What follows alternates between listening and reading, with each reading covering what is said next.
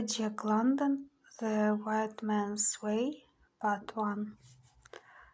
To cook by your fire and to sleep under your roof for the night, I had announced on entering old Abbott's cabin, and he had looked at me blear-eyed and vacuous while Lisa had favored me with a sour face and a contemptuous grunt.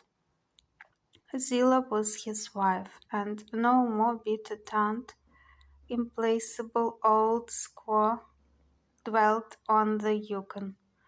Nor would I have stopped there had my dogs been less tired or had the rest of the village been inhabited. But this cabin alone had I found occupied, and in this cabin perforce I took my shelter.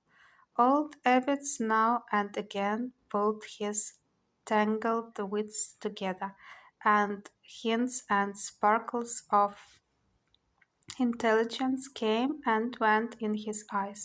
Several times during the preparation of my supper, he even essayed hospitable inquiries about my health, the condition and number of my dogs, and the distance I had travelled that day, and each time Zillah had looked sourer than ever and grunted more contemptuously.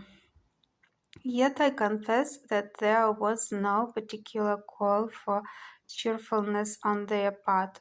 There they crouched by the fire, the pair of them, and the end of their days, old and withered and helpless, wrecked by rheumatism, beaten by hunger, and tantalized by the frying odors of my abundance of meat.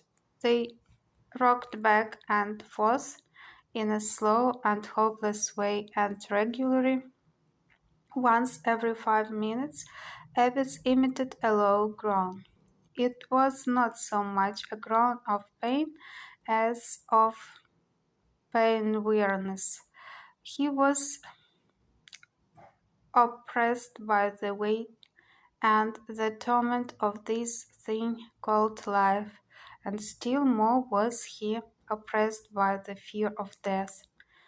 His was that entral tragedy of the aged, with whom the joy of life has departed and the instinct for death has not come. When my moose meat spluttered rudely in the frying pan, I noticed old Abbott's nostrils twitch and distend as he caught the food scent.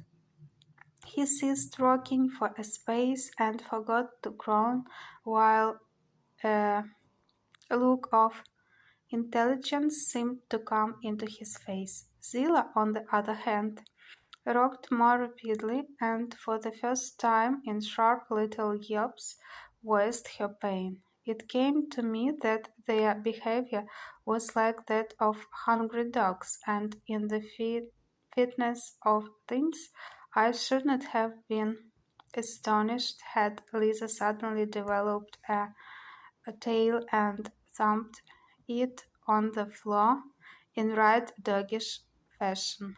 Abbott scowled a little and stopped his rocking very frequently to lean forward and thrust his tremulous nose nearer to the source of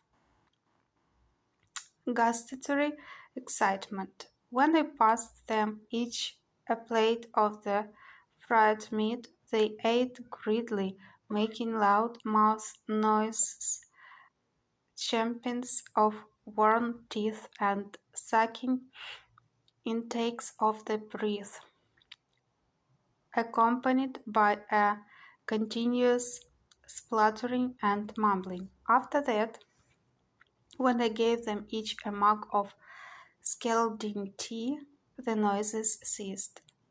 Easement and content came into their faces. Zilla relaxed her sour mouth long enough to sign her satisfaction.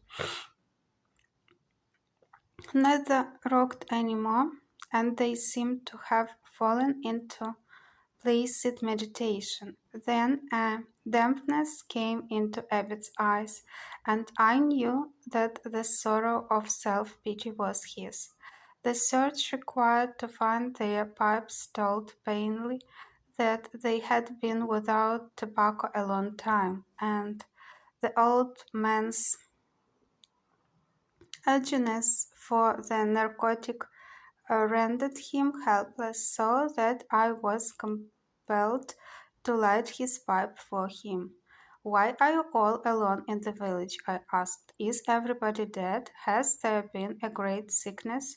Are you alone left of the living?" Old Abbot shook his head, saying, "Nay, there has been no great sickness. The village has gone away to hunt meat. We be too old, our legs are not strong, nor can our backs carry the burdens of camp and trail. Wherefore we remained here and wonder when the young man will return with meat." "What if the young men do return with meat?" Zilla reminded harshly. "They may return with much meat," he quavered hopefully. "Even so, with much meat," she continued more harshly than before. "But of what worth to you and me a few bones to gnaw in our toothless old age? But the back fat, the kidneys, and the tongues, these shall go into other mouths than thine and mine, old man."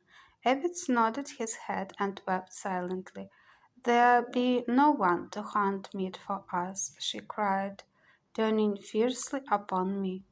There was accusation in her manner, and I shrugged my shoulders in token that I was not guilty of the unknown crime emptied to me. "No, O white man,